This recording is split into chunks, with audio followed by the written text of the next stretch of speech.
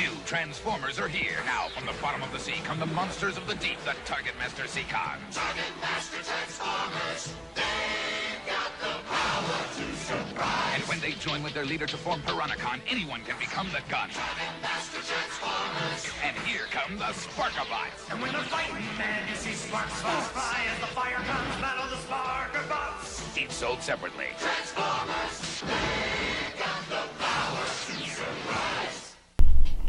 So, another combination idea, those were the Ultra Pretenders or Mega Pretenders as well, kind of. The idea basically was that there was one big one, it would separate, and then it would transform, and then it would combine to create another one, another robot. So, more or less, so it was two robots that had two different that could combine in two different ways, it sounds like.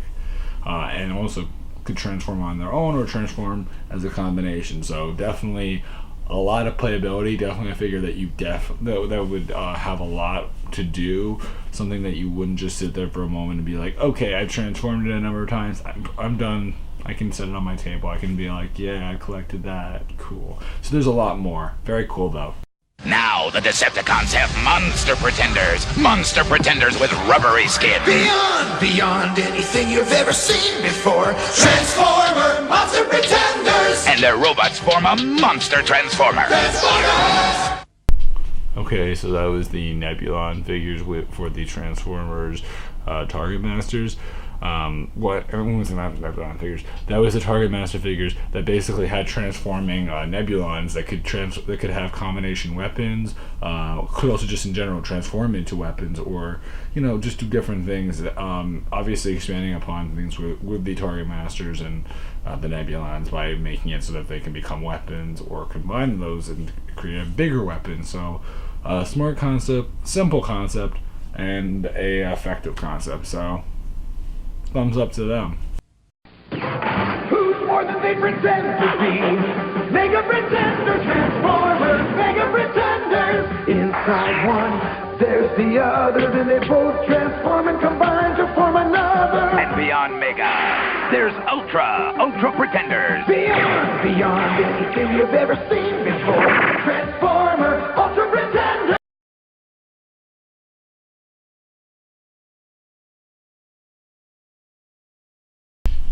So that was the Headmaster Transformers again. A little bit different this time because in this case there was a way to actually determine how strong they were, which of course kids back then are like, oh, well, how strong is this thing? And I mean, it's a thing that people ask today even with certain things. It's like, who's stronger than who in reality? And usually you don't know, but they actually give you a way to tell. It kind of reminds me of Dragon Ball Z in regard to the fact that like there's the there's the scouter, like there's a device that they use to determine your power level or whatever. It's over 9,000, you know what I mean? Like that kind of idea. Same concept, is in this case it's more like just blatantly like, is it strong, is it weak, is it terrible? I mean, what is it?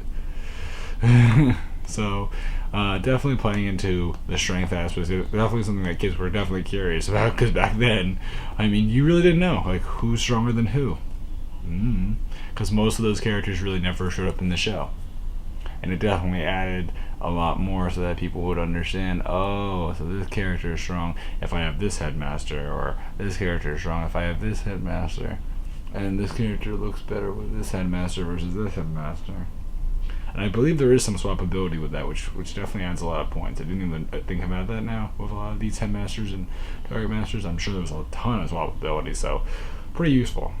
Are here. Now, twin Nebulons transform into weapons the new Target Master Autobots need. Target Master Transformers, they've got the power to surprise. And the twin Nebulons can also form a super weapon. Target Master Transformers, they've got the power to surprise. But the Decepticons have new Target Masters too. Target Master Transformers, they've got the power. Each set sold separately. Each Target Master comes with 2 transformable Nebulon figures.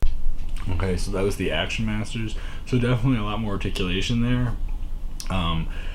Something that was definitely needed if you were a kid and you wanted to play with them, because back then there wasn't too much play you could do. I mean, it's cool and all that, and you can definitely play around with them, but I mean, there's not much articulation. You couldn't really beat up you couldn't really use them to beat each other up because they don't have too much articulation for that purpose. Well, these were meant to be a lot more playful, a lot more enjoyable because they're called Action Masters. They also have this idea of having animals on their side or other things like other companions, I guess you could say, to help out with just working things out and help their attacks and improve upon things. And this was true for the Autobots and the Decepticons, so everyone had some personal value. Obviously, they would do it for both because, people want the villains, people want the good guys, so, yeah. Transformers are here, incredible new headmasters, and the driver of the vehicle becomes the head of the robot.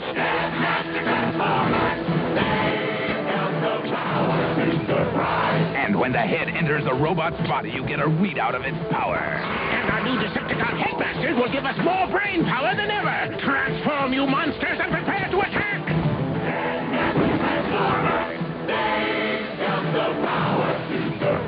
Sold separately.